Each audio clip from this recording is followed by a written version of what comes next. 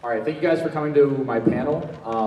I'm Kyle Dobay, I'm the one hosting it, and this is Henry Wu. He's going to be just kind of backing me up on some knowledge and such because I originally had other people here with me to do it, but they couldn't come. So if you're wondering what the point of this panel is, I really just kind of want to talk about tournament structure and why we should run tournaments and the importance of them more than just we do them. I think it's a very common problem that not just, and this is speaking on behalf of all gaming tournaments, that people run tournaments and they don't really fundamentally understand why they do it or what the real long-term goal or benefit of them are. They just want to run them. There's been a lot of times in my life where I ask people, like, why do you want to run tournaments? And they never can really give me a straight answer. They just say, because I feel like it or no one else will do it. And I don't think that's a good enough approach. So as you can see here, that's why I kind of want to dive into that. Just kind of talking about structures that I think have worked really well for the games that I'm familiar with. I know that there's some people in here that are fighting game people, and I really encourage you to speak up on your experiences because that'll be helpful for me. So let me just go to this first slide here. This is just kind of like a personal disclaimer. I am in no way a professional, okay? I'm just a guy that is really passionate about having tournaments like work really well and accomplish what they're supposed to do. And I don't do anything outside of, I don't get paid for this or anything, right? I just do it because I like to do it and I like to make sure the games that I play develop and grow and people become better at what they do and we connect. So by no means am I trying to tell you all that I do this for a living or I'm like the best ever or any shit like that. Like, no, I'm just a guy that wants to do this, okay? And I have not done any research, like I don't do any research on this stuff. This is all stuff that I've just gathered over the times and years I've been doing this and participating. And most importantly for this, I want this to be an open discussion. So like if anybody in this room, doesn't matter how inexperienced or experienced you are, if you have any input at any point when I'm done with like a slide, and the slide's really just there for reference, please speak up and talk. Like I want to like hear what you guys have to say and what you think, especially fighting game people, because I'm very disconnected from that. I haven't played fighting games competitively in 10 years or more, so I'm very disconnected from it. So if you have things you want to add to it, I encourage it a lot. Same for obviously dance game people and other any other experience you have with video game tournaments. So this is just kind of my personal experiences so that I'm not an idiot and I actually have done things in my life relating to games. So I've been basically participating in dance game and music game tournaments since 2004 as an entrant. This goes back to like 15 years ago. I was in high school. That's how long I've been playing DDRs, almost 17 years now, or yeah, almost 17 years. And I always just enjoyed going to tournaments a lot as a kid. Like it was a big deal being 15 years old and like being able to have like a friend who was 16 drive you to a tournament in a state away. Like that was a huge deal back when we were kids. Like, and I aspired to have tournaments myself be really enjoyable that I could run one day. I just clearly couldn't do it with being in high school and whatnot. I did fighting game tournaments briefly. I played Tekken for a while and I kind of got into it, and then I just didn't have the time to really play dance games and fighting games a lot, so I sort of just stopped. And that's kind of as far as my knowledge goes. I've been playing competitive Pokemon for, as you see here, 12 years now, like a lot. I still play it pretty often, and I'm pretty familiar with that game. Trading card games, other tabletop games, I've just been kind of doing my own. I do drafts with Magic the Gathering and stuff like that all the time and run tournaments with that. And I play it pretty often, but it's kind of been off and on the last few years. And I've been assisting with running tournaments like kind of head on in 2011. So basically, to give you some insight about that, in 2011 I had gone to some tournaments and I just didn't enjoy them. I just kept telling myself, I'm not enjoying myself, like I feel like there's something missing. And I like wanted to kind of figure out why this was happening. Like I kind of wanted to understand like what was missing from the story, what element was not enjoyable about it for me. So I wanted to start assisting and learning about it. So I started helping people run dance game tournaments in 2011. And then 2015 rolled around, and for dance games, for people that don't know about this, like fighting game people, like the scene kind of died pretty hard around that time, I think. We had really big tournaments for In the Groove that happened in Fort Rapids, Ohio. They kind of stopped, and DDR Storm picked up the slack there. But I just kind of decided, you know what, like this is going to die pretty fast. Like DDR Ace was not even a thing yet. Like DDR was like forgotten at that point in time. So I kind of was like, you know what, if I want to keep these tournaments going, like the thing that I enjoyed the most growing up, like I kind of have to take a stand and do something about it. So I started structuring my own tournaments. And I had gone to tournaments for a long time, and there was just a lot of things I didn't agree with. Like, I just didn't like how they operated things. I didn't like some of the rulings. I just felt cheated. And I don't think it's fair to, I think it's fair to say that nobody wants to feel cheated when they're in a tournament, no matter what game you're playing. You never want to feel like you enter a tournament and you got screwed over. Like, you don't want to fly or drive somewhere and you just feel like you got cheated. Like, that's not fair. And I felt like that happened to me a few times. So I was like, you know what, screw it. I'm going to do it myself and do what I think is right. And that's kind of why I started doing this for the last almost 5 years now. So there's a little background about me. So I just want to kind of ask you guys an open question, and I'd really like a few people to give me some input about this, because this is going to kind of segue nicely into what I want to talk about. And that is, have you ever entered a tournament, and that's any gaming tournament ever, that you did not enjoy, and why did you, and what was the reason, or why don't you think you enjoyed it? Does anybody have an example? Yeah. Okay, I have one for my brother. I guess if you guys are dance game people, you guys probably, seen him around. I mean, I guess, heard him mention this in the Discord. He got his ass kicked, I guess, like, basically it's like re-qualifying all over again, and he got eliminated almost instantly. I guess he didn't even feel like he actually had a tournament. So there's an issue with qualifying, and then there's also an issue in the structure where you're having a match that appears worthless because the person had no chance of winning? Yeah, exactly. It's just like, basically everybody else does the same song, and then I guess half of that move up and things like that. I mean, I can see probably why they did it like that, because of time constraints. Yeah, time. Like, we're going to talk about time a lot and how time plays a really big issue, and sometimes you just have to pull the trigger on something that you feel bad about, but you don't have a choice. Okay.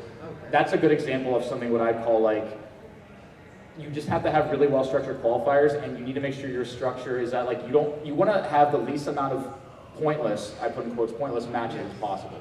Like, you want to eliminate that as much as you possibly can, because you're wasting people's time. The person who's in the lower seats is not enjoying themselves. They're not going to win probably. Highest seat is just like, what am I doing this for? It's just, so that's a good example of that. We're going to talk a lot more about that pretty soon. Does anybody have another example of any tournament they've ever entered? It doesn't have to be dance or fighting games. Any tournament where they felt like this was a case. That means that everyone had the best tournament experience they've ever had at every tournament, and I feel like that's a lie across the board. Yeah, again, touch. Oh, go Yeah, ahead. you can proceed because you started, and then I got a couple behind you. Touching up on that, for the lower seeding players, yeah, there is a huge issue, and I think time does play a big role in that, where we have a single elimination, a lower seed gets booted out first, and then they have nothing to do for the rest of the 12 hours or 3 days that they're staying here. Yeah. So again, that plays into time, and it is also it's not necessarily unfair, but it's unfair for a top player to just continue moving on rather than them having a fair match with a lower level player having another fair match with another lower level player. Okay, so we're gonna get into like this tournament structure. Specifically, one of the examples that we've done to try to remedy the unbalanced matches for lower seeded players is what's going on with ITG at Storm, where we've got like several layers of pools, and then the higher seeds have like a bye to like a different round. We're going to discuss that later. I think one of the biggest limitations with dance games that you might not get in, say, fighting games of like 100 people is that like the equipment needed, like you need like an arcade dance game machine in order to run an event, and that's just very hard to come by. And especially for ITG, one of the big motivators that's driving Kyle to start his own tournament series is right around from like 2011 to around 14, 15, the number of public ITG machines significantly dwindled, and the quality of those machines in the remaining public arcades deteriorated without anybody maintaining it. So it's like in order to organize a public tournament on a public machine, like that's going to be very difficult without somebody supplying a machine in private, where 2 people have done that for this year's Storm. And then also back to Kyle's point where it's like, okay, there are some tournament experiences or rules that I don't like, and that happens with every tournament. But now it's like, okay, you don't like this, who's going to take the initiative to try to change that and to improve that? And sometimes you have to take that on an initiative, and that might even extend to the point where you have to create a tournament experience that other people can model off Yeah, like talking like, about the public machine thing, we will get to a really good slide that will touch on that kind of thing too. I'm not gonna like, I don't want to mention any, like if you want to keep your own opinions and stuff about your experiences private about whoever, that's completely fine. But based on some of my experiences, like with ITG, I know I don't want to only talk about that game, but I'm just going to use this what I'm most comfortable with. But like, there's a lot of things you can alter in that game to make it more comfortable for people to play. You don't have that luxury with a lot of other games, like fighting games especially. You just get what you're given. You have your stick, and you have the console you're familiar with, and the TV you're familiar with, and that's as far as my knowledge goes. And that seems to be pretty much like what all you really need to know. But when it comes to like other games, like what we play too, it's very dependent on what you have. So you, again, when you're structuring a tournament, you have to keep all that stuff in mind. Like when I did Storm, and I'm thinking about it, I have to assume my machines are going to be garbage. Like I have to assume that my machines are going to require several hours of work, because if I don't plan for that, I'm screwed. And that is something we're going to talk about too. So does anybody else have anything else they want to touch on? Because I saw a couple other hands over there. Is that accurate? Yes. Well, you were talking about like negative tournament experiences. Yeah, of course. So, you know, I've been gaming for like 10 years now. It's crazy to me still. But so I've seen like negative, all kinds of negative experiences. But like one of the biggest ones, which is also best beneficial if it's positive, is a sense of community.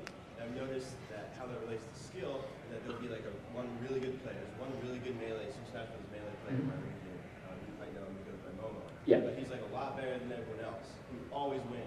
So what started happening was we get less entrants because we know how the results are going to go. And that wasn't such a problem when there A was more people with skill level together, and B there was more warmth in the community. There's more bond, more inspiration. I'm glad you're bringing that up, because that's like a really critical thing that we need to address as a whole in all gaming tournaments. There are remedies for that. And I'm going to keep that in my head and come back to you when I get to that point, because there's something I want to say about that later on. Does anybody else think they want to touch on before I continue? If you think of anything later, by the way, that's completely fine. I just kind of wanted to get some ideas thrown out there. So I'm going to move on for now. And again, if you come up with anything, I will say something. Did you have something else you want to say? I'm sorry. I just think that people are too obsessed with winning and not obsessed with helping the people next to them. I'm going to kind of like say something I was going to say. Wait till later. But if you are a tournament entrant, and whether or not you're Chris Chike in DDR or you're whatever, what was the guy's name who played Smash? Okay, if you're that individual and you're playing Smash and your only objective is to enter a tournament to win, then you're not entering the tournament for the right reasons, in my opinion. I think that obviously you want to win because you want to win. Like, you're not going to enter a tournament, be good, and then purposely lose. But if you're entering only for that reason, then you're not in the right mentality for a good tournament, in my opinion. And we will talk about that pretty soon, actually. So it's a good thing to mention. Oh, by the way, I couldn't bring my dog, so I put random pictures of my dog in the middle of all these slides. There's Lily. There she is. She's pretty cute. That's right after we got her. She's a little baby there. She's a pug. She's pretty cool. All right, next picture. All right, so there's gonna be 3 different types of slides I'm gonna go over. Just basically my own tournament philosophy about like just tournaments. This is very general. And again, if I talk about dance games more than fighting games, it's strictly because I have more knowledge of it. But you know, I think that all this will kind of wrap into the same point anyway. Then I'll talk about tournament structuring for games, and that will be mostly about like, if you want to be, this is for people that want to be a tournament organizer, or for people that, you know people that are tournament organizers and maybe want to throw some ideas their way. And also some good structures that I have found that have worked well for me, and some that I don't think are very effective for the point of tournaments, in my opinion. And finally, just general theories about tournaments for games, which will lead into why we run them. So we'll get to all that very soon. So most of these slides, like I said, are for reference, but I'm just going to kind of read here what I want to say, because this kind of just drives it all home. So my basic tournament philosophy is that they should be able to actively involve and engage all participants in a positive and fair manner. And I use the word participant because that doesn't just mean the people that are in the tournament, I mean spectators. I mean spectators, I mean people that are running it, I mean people that are even helping organize it. This should be an experience for everybody, not just for one person or 2 people. All participants should feel equally accepted and believe that a majority of their matches or participation in said event are meaningful to the structure of the event or for positive growth within their skill of the game and their community. So what I mean is, every tournament that you are a part of, every single person, no matter how bad or good they are at the game, if they are in your tournament, they should feel like they are making a difference, that they are contributing to the growth of your game, the growth of your community. I can't speak much about fighting games, so I don't know if there's such thing as a fighting game that's dying out, so to speak.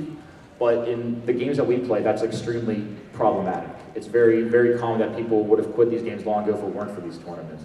So these are things that you really need to keep in mind when you're running tournaments. And again, all opinionated by me, but I'm hoping we find common ground in a lot of these. They should strive to connect and strengthen the bonds and communication of the gaming communities involved. So I believe that a tournament should not just be, you go to a tournament, you talk to nobody, you have no interaction, you don't understand what's happening besides you're just playing what's provided for you or the game that's provided for you, and you leave. There should be a lot more to it than that. A lot of people come to tournaments to party, right? I don't think there's a secret there. They do that. I mean, I rarely do that, but people do that. And they do that because they like the idea of communicating and connecting. But I think the deeper level is people still like communicating and doing that in the tournament room. I think people still like doing it when they're playing their matches or when they're watching. I think people still enjoy that. In fact, some of my best memories are me watching matches and just laughing with friends or like being hyped up watching matches. Like that's like one of the most memorable experiences for me. They should first and foremost provide a positive and enriching experience for all entrants and involve communicating with and growing with communities and people who are part of it, which is kind of just wrapping that all up into one statement. So these are just some basic qualities of being a good tournament organizer. Again, in my opinion, some of these you might just be like, well, duh, and you're like, well, no crap. But the thing is, like, I think a lot of people forget about these things, and I think that it's good to just like kind of beat them into your head so you become the best organizer you can be. Being organized and consistent is the most important thing about this. I'm a teacher for a living, so like this is something that I constantly have to keep in mind is how to be consistent with how I handle things in my class or how things are going to be done a certain way. Same thing for running tournaments. You need to make sure that you are consistent. You can't play favorites. You can't do any of that stuff. Like everyone needs to be treated the same, and you need to be very organized about it. And adaptive. Problems happen in tournaments, right? Like I think that this has been a very good at least for the dance games. Again, not for the fighting games, I'm not over there, but for the dance game area, everything's gone pretty smooth. But there have been a few hiccups, and you have to always prepare for it. We'll get into it later. The DDR Extreme machine over there, one of them, the monitor went out. We have to adapt. Like that's something that you have to do. You need to be thick-skinned. You need to be able to take criticism and feedback. People are probably telling you that they didn't like something and they want it to be different because they want you to be better. They don't tell you that because they spite you or anything. They just legitimately want you to be better at what you're doing so they can enjoy themselves more next time. Every time I run a tournament, I always do that. I always ask for feedback, and I'm not afraid to hear what people have to say. And I think it all the time at work too. I ask my students for feedback all the time because that's what makes me better. And I think that that's really important as a TO. I think sometimes some people just take it too personally. But I don't think anyone's out there to try to get you, I mean, obviously there's going to be some feedback that's kind of, it is what it is. Most of the time they actually want you to be better, and I think it's good to take that. When I say active awareness, you have to be able to like kind of gauge what's happening like at all times with everybody. Like when I'm running a tournament and I see people, and I just tell if they're like in a bad mood or something's off or something. Like I try to address it like pretty quickly and like maybe not directly, but I try to like, is everything all right? Like you need water, you know what I mean? Like stuff like that, because you don't want to let anyone feel like they're being neglected. Like you want to try to do the best you can. There's obviously things you can't do sometimes. Obviously there's sometimes you can't handle a situation because maybe there's something personal going on. You just do what you can. This is a no-brainer. Be knowledgeable and experienced with your game because people are going to ask you questions all the time. Like, I don't know crap about fighting games, right? I really don't. And I'm pretty good at making tournaments, but there's no way I'd feel comfortable running one because they'd ask me a question, I have no idea what they're talking about. Like, at least know the game you're playing because that's kind of important. That should be kind of a no-brainer, but like, I've definitely been in situations where like, especially in Pokemon, where the person just has no idea what I'm talking about. I'm like, oh my God, this is really painful. And I've actually been in tournaments where I actually took over the tournament in the middle of it because I couldn't handle it anymore. I'm like, I'm just going to do this tournament for you. Can I just do it? But yeah, it happens. You need to have a desire to grow your community. If your reason for running a tournament, or you don't have a reason, your reason should be because you want the community to like get better, to grow, to connect, to meet people. Like all of us in this room probably have made a lot of friends because of tournaments. Like every person in this room that I know them because of tournaments. I mean, that's pretty much straight up. I mean, yeah, honestly, except for Henry and Janelle. There's really the only two people I don't know from not from tournaments. Tournaments are not about you. They're about everyone, not you. They're about everyone involved. The entrants, the spectators. You need to make sure that what you're doing and what you're talking about and how you prepare, everyone is going to be happy. Everyone's going to be comfortable with what they're doing, because it's not about you. I don't do this for me. Why would I do this for, like, what am I doing? What am I getting out of it? I'm just like doing it. I mean, like, I could be on the beach, but I'm not. I'm doing it because I want everyone else to enjoy themselves. I want everyone to have a good time. And I think I know that seems like a no-brainer too, but like, I think it's something that people need to remember. It's very important. There's two of my dogs. That's Lily and Daisy. There's another picture of them. They're very cute. And one's I don't know what Daisy is. She's like pug and Pomeranian and some other crap. She's a dog. She's kind of ugly. You'll see more later. Hold on. All right. Just hold on for those other good pictures. Structure. So we're going to talk about the structure now, briefly. When you're playing a tournament, how many people here have run a tournament before in their life? Okay. I'm hoping that these things I'm about to say to you, you've either done or are now going to be like, oh yeah, I should have done that. Because these are all things that are like, yeah, that sounds like a good idea. Okay. The first thing I want to say is the most important thing of all.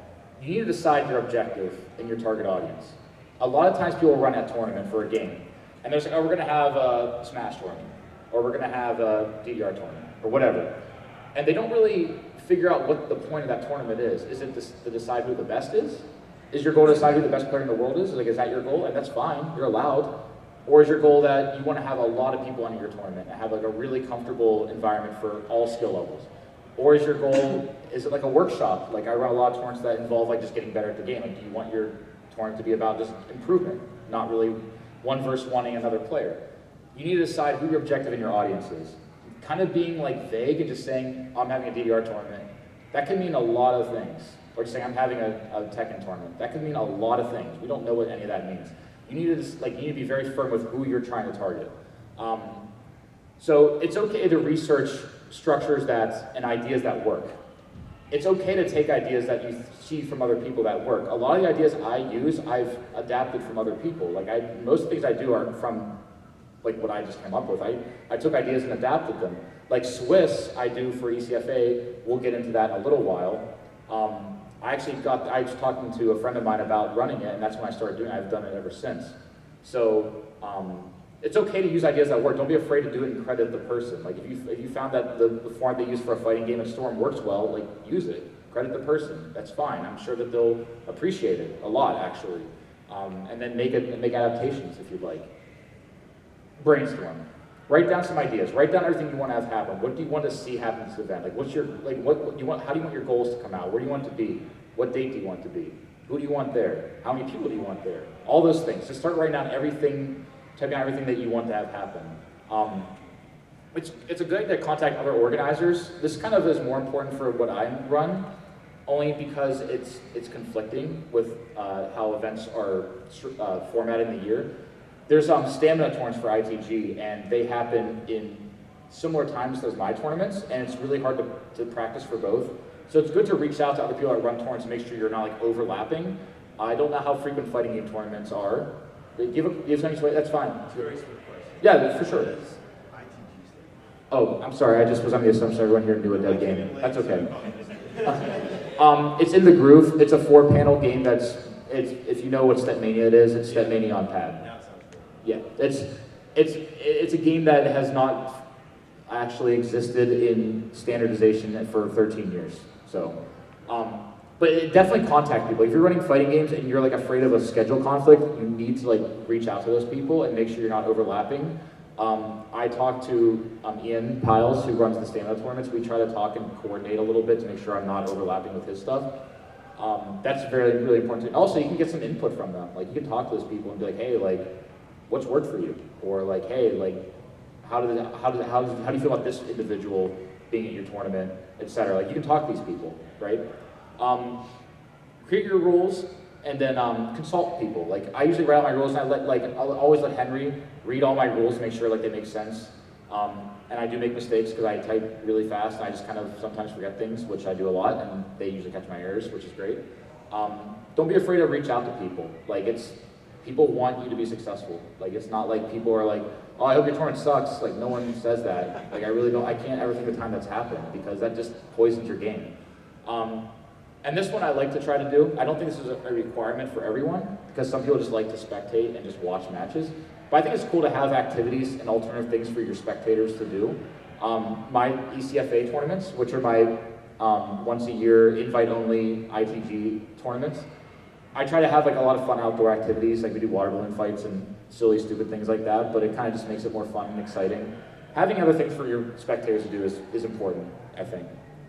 So, okay. So, this kind of is going to go with the planning part a little bit. So if I'm a little redundant, I apologize, but you know, I'm just going to kind of reiterate certain things. So making your audience clear, as I said before, like who you want to have at your tournament, make that in your announcement. If you're announcing, hey, I'm holding I'm just going to say a DDR tournament, and my goal is I want to find the best player. Like you don't have to word it that way, obviously, right? But like if that's your goal and you make that clear, now you are telling the worst player in the world that the best player in the world is going to be there. So if they want to go to your tournament, that's great. They can come, obviously, unless you have a reason for them not to come. But they're kind of taking that own risk of having a match they may not enjoy. Like you're kind of making it clear from the start. When I advertise ECFA, I'm like, this is a high-end FA tournament. Like I'm only inviting these people. Like I make it clear what I want there because that's my goal. You need to make your audience clear. Like if you want to, like, or if you want to have a casual tournament, hey, I want to have a casual like Smash tournament at this place this weekend. Like now you've kind of made it obvious what your goal is and your audience is clear. And now you know, now people know what to expect when they come there. They don't have to go there and be surprised. It's really important to make it obvious who is invited and who is not invited. I've made mistakes of not saying who could come to my events because I have them in my house. So like I can't have like 40 people in my house, and I've had like 40 people be like, can I come over for that? I'm like, I should have said something, my bad. My house isn't big enough for like 60 people in it. So like be very transparent with who you're inviting, and you know, we usually have the 16 people plus like maybe like 10 spectators-ish, maybe a little more. Yeah, I think adding on to that, it's not just like a capacity thing, it's also like you want to check with the audience that you are targeting whether or not whether or not they're comfortable with all the spectators involved, and if not, like, okay, what are the contingency plans you're going to do to try to make sure everybody feels safe and invited? Yeah, that's actually I'm glad you said that. That's the next thing I was going to say. It's really important to make sure that everyone who's invited is going to be comfortable with not just the location, but also with everyone else who's invited, because there's a lot of issues with things like that revolving around not just our communities, but like in the world, right? Like there's things that we don't know, there's things that circulate, there's things that don't circulate. So if somebody reaches out to you and says like, hey, like, I have an issue with this individual, or hey, like, I don't feel comfortable, like, you need to take the initiative and pull the trigger and not let that person come, because that is a priority. It really looks bad upon you to just let them come, but it will also make you look very mature and respectful if you respect that. And I think that is a problem that I don't want to get into right now on specifics, but it does linger in certain tournaments, and I think that that's a really valid thing to consider. Provide as much information as you possibly can in your thing. It's okay to kind of be overboard with info, maybe not to the point that you're like being ultra repetitive like I can be, but you want to be very thorough. You know, talk about location, time, what type of format you're thinking, like what type of rules you're thinking, that kind of thing. Be informative, you know, pretty obvious stuff there.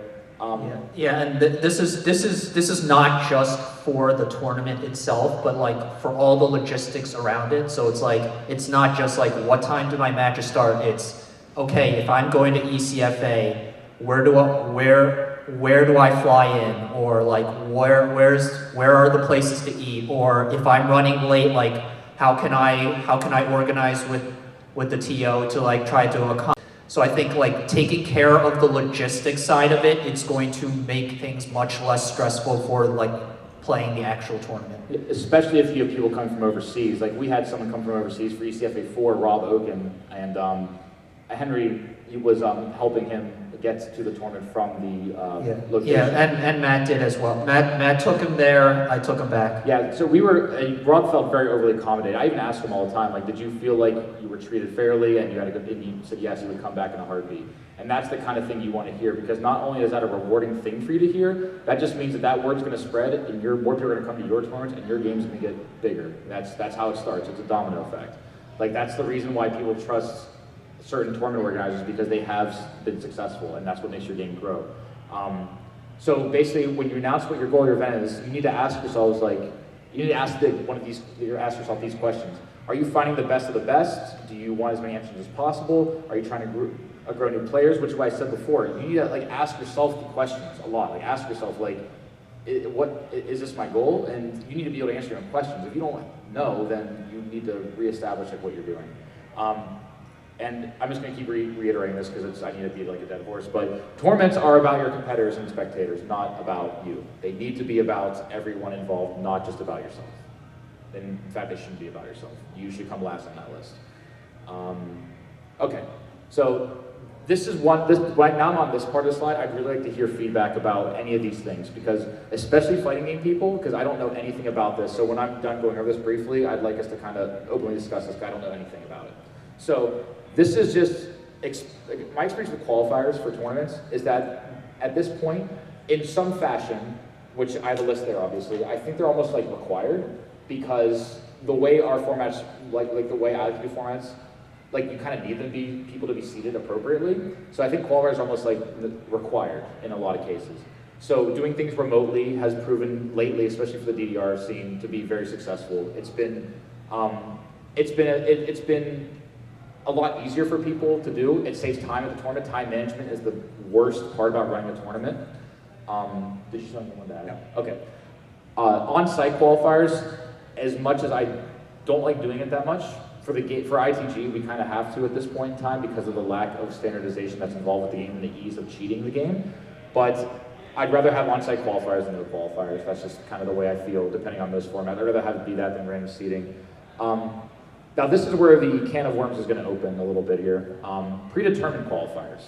So for those of you familiar with, and I'll explain how it is for DDR Ace, and if fighting game people, if you have any sort of input about this, let me know, because I think this kind of will resonate with you as well. We are using predetermined qualifying, or predetermined placements from recent DDR tournaments to decide who's in the top 8 for Ace. I think I have that number. Is that correct? Like, was it top 8 from the big deal? So predetermined qualifiers, I kind of, my vague opinion about it, without really thinking much, I'm not sure if I like it a lot. I think that it makes sense and it saves a lot of time, and I think people that do well should be rewarded outside of that event. But it also kind of creates a classes system where someone like that might be a high-end player, doesn't have accessibility to playing often. I'm by no means a great DDR player anymore, but if I was still playing, I don't get to play because it's very far away from me. So it kind of screws me over because I can't afford to go to the big deal and afford to drive far to play DDR often. So it's kind of like a weird situation.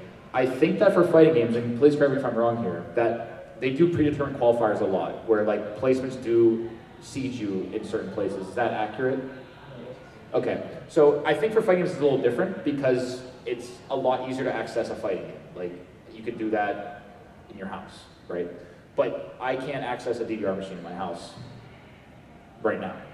Yeah, so I think. I'm sorry. Yeah, really quick, but are predetermined qualifiers for fighting games based on player rankings from tournaments? I'm not sure. That's where I would like someone to. One of you can answer that. Yes. So like using like Tekken as an example, like you'll get predetermined seeding based on how you've done in other tournaments, but it also comes down to you can be a top player that doesn't go to as many tournaments and end up in a much lower, much random seeding compared to someone that places in the top 16 of a whole lot of events that's not as good as you. Yeah. So I think one of the drawbacks of having predetermined qualifiers is that like you need to have an established tournament series, and you need to have the same consistent player base for those tournament series.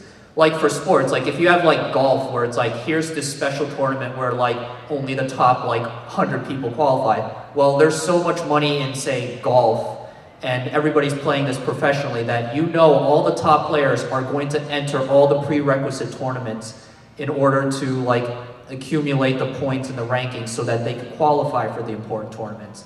And for dance games in particular, like we do have a couple established tournament series, but since it's completely grassroots with little to no sponsorship, like it's still a burden for some people to attend every single tournament, and you're not going to have that same and also like time constraints where it's like people have to take time off their day jobs to like travel across the country for one weekend for like one dance game tournament, and it's difficult to organize that many tournaments in a given year, and it's difficult to get all those people to show up in all those tournaments in any given year. So because of that, like if you try to rely completely on past tournament performances, you're not going to be able to get that consistent seeding. And if you try to rely on like one tournament series, like there's just too small of a sample size. Yeah, that's. I think that pre-tournament pre-tournament qualifiers rather, they're for good intention. I just think that it's not fleshed out enough in a lot of ways, and I think that it's just difficult to do. Because we only have 20 minutes left, I'm going to try to move along a little bit faster just because I want to have more of an open discussion at the end. I mean, this kind of goes without saying, but qualifiers do help potential entrants to see how they are stacked against the competition and can help them determine their own interest. Like, I like doing remote qualifiers sometimes just for the simple fact that, like, if they realize they can't handle it, they can just drop out and not enter the tournament. I know that at this event that they're not allowed to do that, but I think that could be okay in some cases. I mean, if you're running your own event, that's your own prerogative. But I think qualifiers also help see how good you are. I think some people undermine their ability, and then they end up qualifying, like, oh, I'm in the middle of the bracket, that's not too bad. I think people should, I think it's a good way of gauging your skill. In fact, my qualifiers for my tournaments are kind of like their own event too. People like to kind of see where they stack up, and I find that to be a pretty engaging experience for them. They should be designed in a way that best represents what the competition will entail in terms of difficulty and content. This is very much more true for dance games and other music games, but you need to make sure whatever way you decide your qualifiers, they represent what is going to happen in your tournament, like the best of your ability. Do you have something you want to add?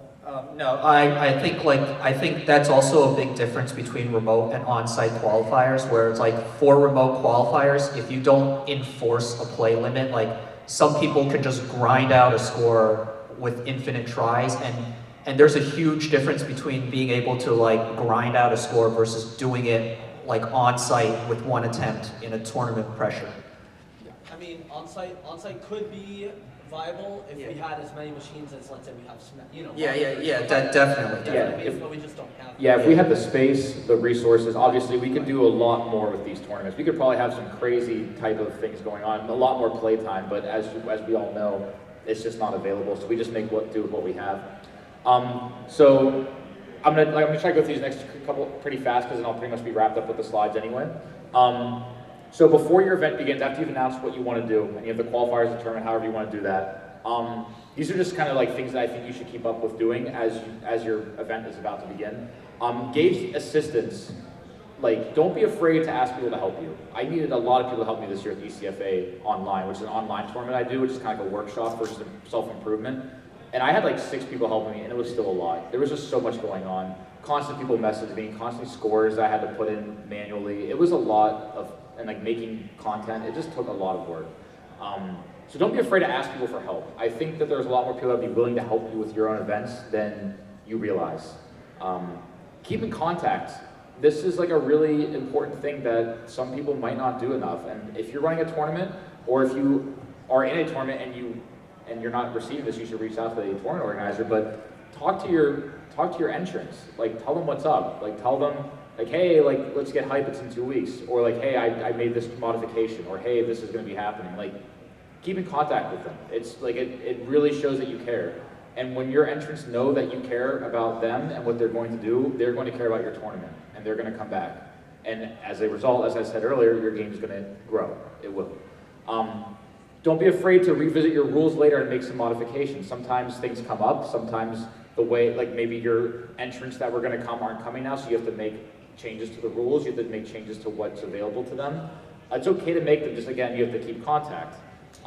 Be motivating. I already mentioned about getting hype, but like motivate people coming. Like do some like funny trash talk. I do that sometimes. I mean, I'm not like being serious at all, but it's fun, it's enjoyable. We're doing teams for ECFA 6, and it's been a lot of fun just kind of like passive aggressively posting pictures of snakes everywhere. And it's enjoyable. Like just, you know, motivate each other. That's part of the fun. And also make sure you have a very strict timeline of events. Like have a timeline and have a backup. Being timely is clearly very important in running tournaments. During the event, again, like I said, some of these might be redundant, I apologize, but prioritize your competitor spectator comfortability. Make sure people around you feel like they're enjoying themselves. Sometimes it's hard to keep up with everyone, I get that, and there are variables, but you know, if I see someone sitting in the corner and they just seem really like bent out of shape about something, I'm going to talk to them and reach out to them. That's just the respectful and appropriate thing to do. Be very firm with your decisions. I said earlier that take feedback, you know, like take feedback and adjust when needed. But during the event, like be firm with what your decision is. Like I can listen to what one person says and another person says, but if I think something's right, I'm gonna go with my gut and do what I think is right. I'm not trying to play favorites or anything like that. I'm just literally being firm in my decisions. And after that tournament, if, you know, I'll reflect on it, talk to people about it. Maybe I made a call in the tournament that wasn't fair, and in hindsight, I didn't see it. Just be firm with what you want. Don't like, I think some people have problems saying, okay, I'll let you do that, or okay, we can just do that. Like, just, no, it's this way or it's nothing. Like this is the way it's gonna be. Again, being confident, be thick-skinned with the feedback, and always prepare for the worst. Assume that when you go to any tournament, go to a fight in tournament, assume your stick is gonna break. What do you do then? You gotta have a backup plan. Do you have a friend that's gonna like help you out? Or if you go to a dance game tournament and for our tournament, our team tournament, where our team members doesn't come, what's my backup plan? I have to have a plan. You need to always prepare that the worst thing is going to happen, because I'm telling you that it's going to happen at one point. And make sure you keep track of your timeline, you know, reflect on that, make adjustments if needed. So we're almost wrapped up, we only got a couple more. Whenever you're done with the event, make sure you credit everyone. You know, not just the people that helped you run it, not just the people who, you know, came to your events, but everyone, spectators, you know, people that you got ideas from, people that have come to your events in the past, people that have talked and supported you, people you've reached out to, credit them. They'll want to know that. They'll really appreciate that. Anytime someone credits me for me helping them with something, it really feels good. And I think everyone here likes it when they're credited for helping people. It's validating, right? And that encourages you to help again and grow. I always make a highlight post. I like to talk about the things I think went well, like, you know, on Facebook or whatever, Discord. I talk about the things I think went well in my tournament, things that I kind of think could have gone better. Talking about like some really, I try to like even do shout outs to everybody in the tournament for something they've done, that they did that was impressive, or something they did that was, you know, really above and beyond. It's really good to do those things. People want to hear that. If you want to run a tournament or you want your game to have a very strong and friendly community, then you need to do things like this. This is what's really helped me out. Again, ask for feedback and constructive criticism. Just ask for it. I always say, what song did you not like in my pack? What song did you love? What did you want to see? What didn't you like? And if the answer, even if I don't agree with it, I still take it into consideration. Like one year for the ITG tournament I ran, I asked them, what song did you not like in the pack? And like everyone picked the same song. So like now I know I'm not putting it back in there next year because no one liked it. Like, I wouldn't have known that if I didn't ask. I literally didn't know. And also if you're like, what song should I bring back into my tournament? Everyone picked the same thing. I'm like, well, I guess I'm bringing that back. Now I know what people want. Because again, I'm doing this for you guys, not for me. I'm doing it so you can have fun. Unless everyone just picked something that was stupid, then I wouldn't have listened to it. Just be open-minded and talk to everybody. Like, just talk to people. Just be open-minded what they have to say. Talk to the spectators. Be like, hey, like, did you have a good time this weekend? Would you come back? Would you want to do a tournament like this yourself? Just don't be afraid to communicate. This is all about communication. This is literally all this is. More dogs. They're laying on a blanket and they're being cute. And Lily's got a little Chewy there. We're gonna have a really good picture soon here. We're almost done. And on that, yeah, we have a little less than 15 minutes, so I'll try to make this quick. Again, this is entirely opinionated, but in my experience running any tournament, these are the formats I think have worked well for me.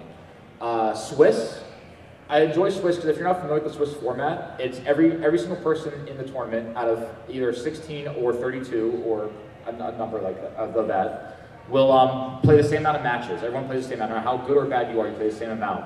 And as you progress through the tournament, your matches become closer to your skill level based on your win-loss ratio.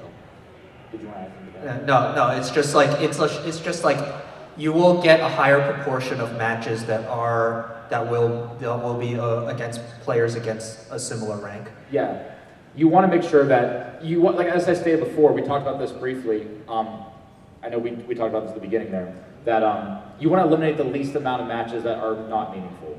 Meaning the 16th seed in Swiss will never play the first seed unless the 16th seed has a lot of upsets.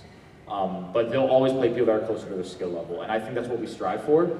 I don't think any of us like watching matches where someone gets blown away. That's not really enjoyable for anybody. And in terms of meaningful, it's not just meaningful in terms of who's going to win at the end, but it's trying to give somebody a match where they feel like they can take some value out of that. Yeah.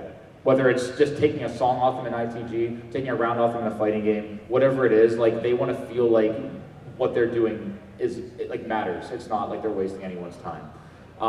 Pool play, which is kind of what Henry was talking about earlier, that's what we're doing for ITG, and I think Ace might be doing that too. I might be wrong there, but I think that they are. I'm entering it and I don't even know.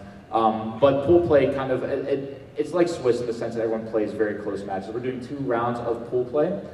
Do you want to add? Yeah, I think like pool play works great when so the way that the storm structure works is that there are 2 rounds of pool play where it's like the first round is roughly the bottom half of seeding, and then like after that, like the winner of each pool advances to the next round, which is another set of pools where it's like probably between 50th to like 80th percentile. So it's like you start with matches that are pretty much only against players against your skill level. If you are able to win your pool against people of similar skill, you get to graduate up to players who might have qualified a little bit better than you, who may be out of your reach, like maybe starting at the beginning of the tournament, and you could challenge yourself to get better. And also that frees up time so that like the very top players don't have to like sit around from like 10 a.m. to midnight playing like 3 matches. They have like a clear structure of like, okay, we can start our matches at a later time, and we're gonna run through our matches like much quicker because we're focused on a targeted number of players. This is the most common. I mean, we all are familiar with a double elimination bracket, right? You have a bracket, you have seeds 1 to X, and then there's a loser's bracket double elimination, and you have to lose twice before you're out of the tournament. I put sometimes there because I actually don't like double elimination brackets unless the skill gap between first and last seed is pretty close.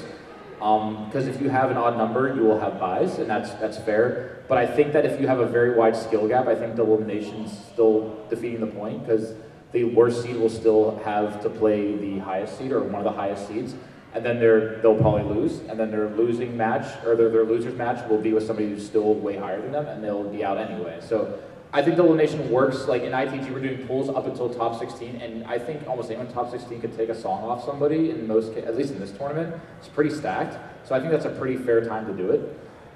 That's why I put sometimes, because I'm not a huge fan. I was going to do it with ECFAs before, but I just. And then back to the meaningful matches part. The one good thing about double elimination is that like every match matters. And you don't get that in like a round robin where it's like you might get to like the 3rd round and 2 people are advancing and 2 people aren't, and you have 2 2-0s and 2 0-2s, and it's like, what's the point of playing that match? Yeah. And those are some of the drawbacks. That's one of the drawbacks of having a round robin. So like you don't want to always use that from start to finish. And then it's like in double elimination, it's like you have like a clear-cut winner. If you want to win the tournament, you have to go through these players, the other players who haven't lost. And you don't get to like back your way into advancing as like the number 2 player of a pool or anything like that. Yeah, I'm glad you said that, because round robin was next anyway, so we can, because of time sake, I'm going to skip that because you kind of already touched on it. I mean, this is obvious. You see based on qualifiers instead of doing random seeding, and I'm going to bring that up in the next slide here. I'm going to chuck away a little bit, because it's only like 8 minutes here. These are formats that I don't think work well. Again, all opinionated. These are just things that I don't agree with, like fundamentally. I actually despise Gauntlet. If anyone's not familiar with what Gauntlet is, in the music game scene, Gauntlet is when X amount of players will select a song from whatever like selection of songs or difficulties they have available to them, and then 2, 3, depending on the number of songs, are drawn at random from the bunch, and everyone plays those songs in an individual set, and then the top half or whatever number you desire progress. I hate that. I think it's really bad, and the reason why I hate it is because it contradicts exactly what my point of tournaments is. The point of tournaments is to have a communication interaction with other people. What's stopping me from just going home and playing those songs on my machine by myself anyway? I can just do that. I went to Raj, I entered a couple music games there, and I entered the Reflect Beat tournament. It's a game I like to play a lot, actually, right now. And we did Gauntlet until top 4, and I went up there, played a couple songs I didn't feel like playing by myself, you know, no interaction, barely talked to the TO. I'm like, okay, I'm just gonna play these crappy songs I didn't want to play, because then my songs came up, and I'm like, this is boring. I got to top 4, we decided to do like a round robin in top 4.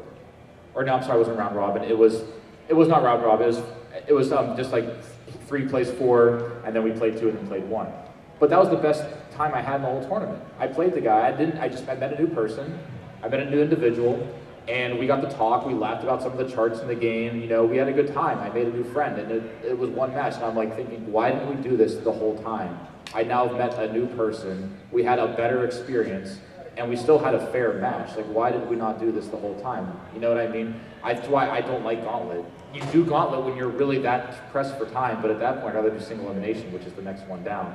I still don't like that either, but Gauntlet kind of defeats the point. I can just go to an arcade and put my money in and play by myself. Like, why do I have to do that? Yeah, and also like single elimination is kind of contradicts like part of the like tournament goal of A, inclusion, and B, trying to like expand the field where like, especially for dance games, it's like much of the funding is from entrant fees, and you don't want to create a tournament structure like single elimination from the beginning that's going to like discourage lower players from wanting to enter the tournament, and that's going to hurt like the reward for the top players to perform well.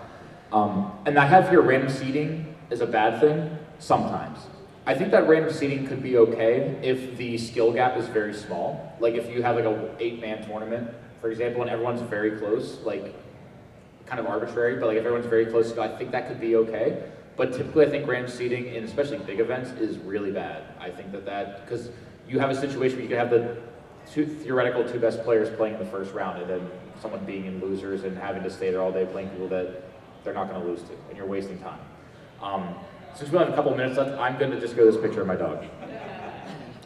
See, she has an underbite for some reason, because she's part pug, so her lips get stuck on her teeth sometimes, and it looks really, we caught her in the act, it's good. But when I told her to put her teeth away, she listened, so it's cool. I'm just going to read this real fast. This is the last 2 slides. So my theory for why we should run tournaments is to build connections. It's to strengthen our bonds with friends and people who share the same hobby. That's really why we're doing this. It's not always to find out who the best is. It's really, that's like the bare reason why we do it. We gather as a community. We create something to prevent the game from becoming stale. Like, I like to make sure that the tournaments I run are not always the same. I try to change it and spice it up every year because I think that prevents it from feeling stale. And people can enjoy their hobby in a new way. Rather than just playing fighting games at home online or playing your dance games at home by yourself or with a friend, you're enjoying it in a new way. It's a new perspective. Objectives are always going to vary, meaning, are you trying to find the best? Or are you just trying to get people to all enjoy the game? And competitors and spectators should always have an enjoyable experience. Push your competitors to improve and always allow competitors to have fair matches and make sure everyone's treated equally. Okay, these are all kind of just driving the point home in theory of why I think we should run tournaments. And I'm gonna play this quick video here. There's no sound, but you know, it's a video. Hopefully it works. I really hope it works, it's a good video.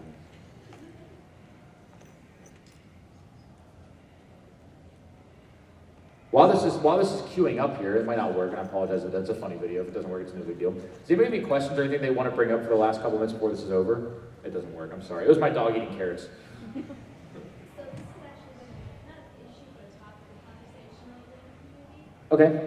What are your views on female tournaments versus overall tournaments? Like, I think like you can see like in professional sports, like we've certainly seen like how much of a positive impact the female-only tournament has been. Like, and also like it comes down to like funding and marketing, where like one example is in tennis, where you have in Grand Slams the women and the men are playing in the same venues at the same times. There is a men's only tournament and a women's only tournament, but since they're sharing the same venue, since they're sharing the same audience, like the tennis has a way of marketing the women so that like their matches feel just as important as the men, and the prize pot for women's tournaments are just as big as the men's in tennis, which is very rare in athletic competitions in general.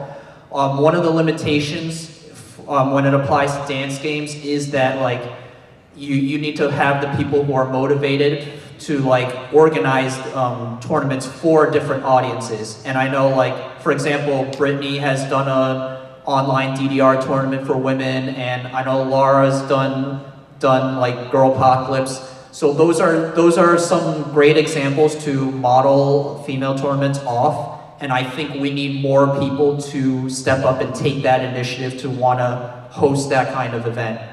And we also want like I think this is an isolated case in the dance game community, but there are some people who do think like, oh, why is this tournament excluding men? And you have to like get rid of that mindset where like you think a women's tournament is like excluding men for some reason, and you have to think about like what kind of new audience that you are motivating and capturing by organizing a tournament where you are targeting a different like demographic. I just have to comment that people's faces when you were saying that is hilarious, because it is, yes, that is actually true. People have said that. And it also, I need to say that contradicts my theory about tournaments. Like, if you're gonna exclude a whole subset of people, like, how are you growing your community at all? Like, all you're doing is just limiting it a lot, like significantly, really. In fact, I think women's tournaments, I want them to happen more. I mean, I am in no real position to do it myself, but I thoroughly encourage it to happen. And I'm hoping that that's kind of the reason why I'm doing this, is to encourage people to do that.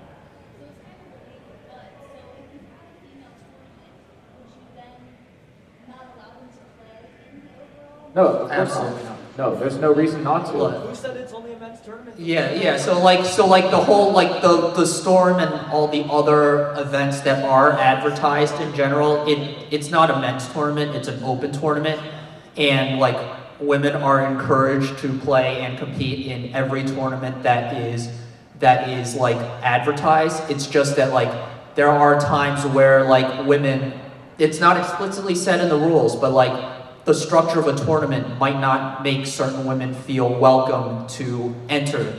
And that's where like bridging the gap of having female-only tournaments will happen.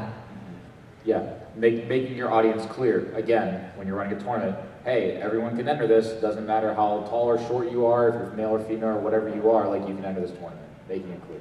Yes? I actually want to ask, how is it an issue in the community? You said recently. It's not an issue, it's a topic of conversation due to the fact that we've recently had a lot more female tournaments and people have objected.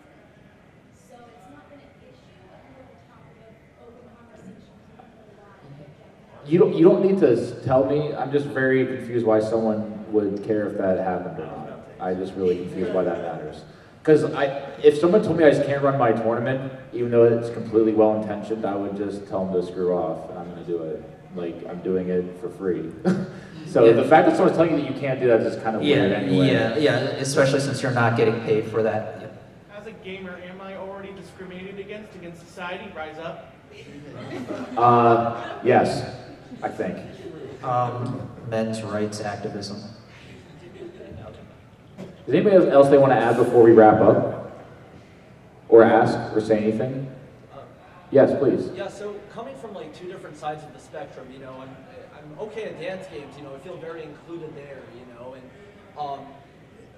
you know, it's seemingly easier to mesh in, like because of, you know, being there for so long and playing well and all that, you know, coming into a Smash related scene where I'm not good at all, you know, wanting to get better at the game, it's a little harder for me to want to, you know, mesh in with the community simply because I feel as though, you know, I kind of feel left out, and it's not because I purposely want to feel that way. It's more inevitable. I feel like maybe my skill has something to do with me being a little more, introverted. It probably does, You know, and you probably don't realize it. Exactly, and I just really hope that people that do want to get better at the game, DDR game, which is a pretty niche game, I would just hope that they just have the confidence to do so. I'm trying to develop that confidence for the Smash community because right now, I'm at the bottom of the food chain there, but like, I just hope that people can just come and ask questions, how to get better, ask for tips. Everybody's very inclusive. As Henry said, it's about someone taking initiative. Like, I'm the kind of person, if I played Smash a lot, I would be the kind of person to take the initiative to say, I'm going to host a lobby to like maybe mid-tier Smash tournament, and like, that's how you motivate people, maybe like yourself, to feel more included, and then maybe grow from that. Not only just get better, but like meet new people and whatnot. And I'm in no position to do it myself, but I'm hoping that, like me preaching about this and other people hearing it, maybe that'll motivate someone to run a low-end Smash tournament or a low-end DDR tournament. Or whatever. Yeah. So it's like the two ways that you can best promote new players is like, one, to like have tournaments or events that like cater to people of that demographic or skill level, and two, back to one of Kyle's top points about like tournament structure or event structure, is that you want to have like side events or other activities where spectators and people not directly competing can feel welcome, and like whatever like side activities he has, like every players and non-players like of every skill level, like they will participate. It encourages them to participate, and it encourages them to like just like talk to people like of all different like backgrounds and skills. And then like when you are interacting with those people with stuff not related to dance games, inevitably you might run into topics of like dance game related, and that'll like motivate players to like share their ideas and like help grow the other players to get better. I got one, man. I just recently made like a lower end DDR tournament over there at in Dallas, just around just specifically the Dallas area. The hardest thing I had with that is I had to find a player and made him, I guess, kind of like where I guess the skill level would stop. Yeah. And then when I did that, other people asked me, hey, are you excluding all this other group? And I said, it's not that I'm including them, it's just I want to motivate these guys to get even better. And it's like you said before, you have to be direct about what you're going to say. If you hurt the other person's feelings, then it is what it is. You're just trying to get the other community more motivated, trying to get them better and to move up. And yeah, so I think that's definitely an important thing to consider, where it's like you want to make sure that these lower end events are like the message is to be inclusive of other players and not to be exclusive of like higher end players. And when higher end players bring that sort of attitude, that does not help in terms of the whole inclusion part. And then the second part is like people are naturally competitive, and one of the problems that comes with hosting a lower end event is sandbagging, and that goes back to the get to know your audience part, where it's like when if you're a tournament organizer with previous knowledge and experience of your community, you can recognize and you can design qualifiers and such things that can easily detect when a player is sandbagging, and that'll definitely like help you like identify which players are not fit for this event, and then you have the call to push that person aside. I just want to say one more thing, because then we'll be out of time at that point. Again, it's your tournament, and you're the organizer. You're allowed to just advertise as invite only and handpick who you want to be invited to your tournament. As long as there's a justification for that, right? Like, you can't just say I didn't invite you because I don't like you. Like, I guess you can't say that, but like, you need to have justification for why you chose who you chose. And I think higher skilled people in that situation should be understanding. And if they're not empathetic with you about it, then I just don't know what to say. That just seems kind of selfish, in my opinion.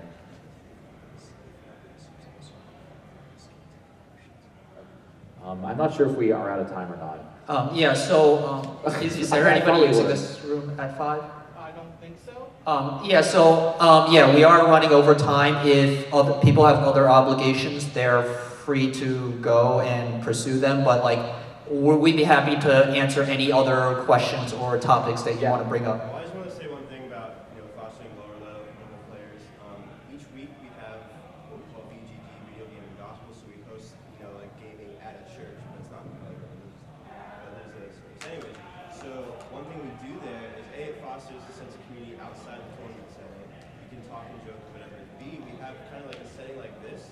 where we have like a group leader, and we just talk. There's a lot of lower and mid-level players. We just have conversation about the game, like some psychological aspects about it. Like it's really good to like help people connect, no matter what game you play, and kind of just talk it out instead of just suffering.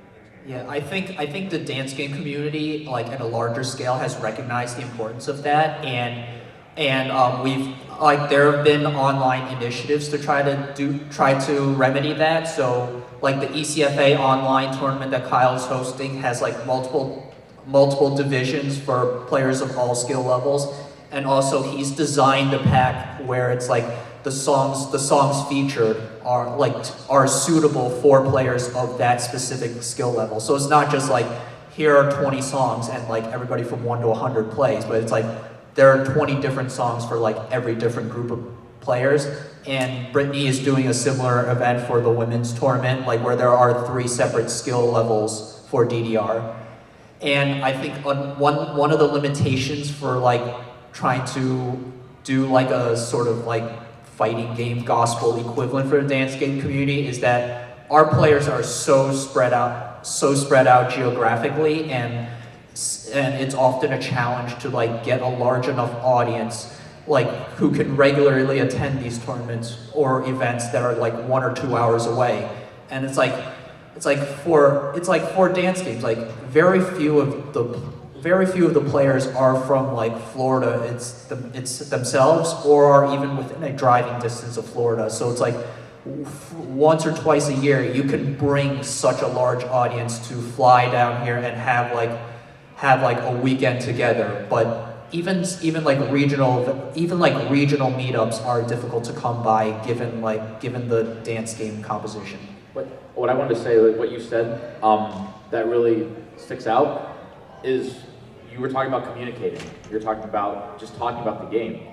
At Raj, we had a panel and we were talking about tournament stuff a little bit, right? And I sort of wanted to digress from what they were talking about, talk more about what I'm saying here, which is why I'm doing this panel.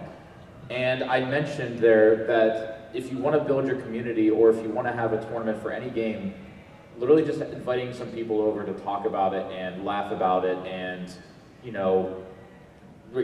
reminisce about things, like that's really a key element to being, like it, those are like my most memorable moments with all my close friends are literally us just sitting there laughing at something stupid that's happened in the games that we play. Like that's quite frankly like my favorite part about it, and that's the start. Like that's like really the core essence of it, like just being able to communicate. Like that's, if I could just summarize this whole thing, it's in one word, it's like communicate. Like whatever way you do it, is just communicate with people and respect them. I'm glad you said that. Yeah, and if you see something in terms of like a tournament structure or a community structure that you think is suboptimal, like you don't always have to wait around until the TO changes something. You could always step up and try to take an initiative either by like informing like the TOs or to like try to feed them ideas where they can improve, and a vast majority of TOs and 100% of good TOs will take that response and will try to improve off that. Or if you have the resources, you can always take the initiative to try to host some of these yourself. Does anybody else have any other questions? Because I kind of get back to qualifying soon, make sure everyone's alive over there. Got one? Yeah. Okay. Hopefully you guys found this at least somewhat informative and kind of got like a little bit of something out of this. I know I talk about this a lot around some of you guys, so this might just be ultra familiar, but hopefully it was meaningful to you. And if you got something out of this and you ever run across another tournament organizer, you're not afraid to pitch some of the things we talked about today, because I think that's meaningful. So thank you guys for coming. I'm going to go back to my qualifying now. Thanks guys.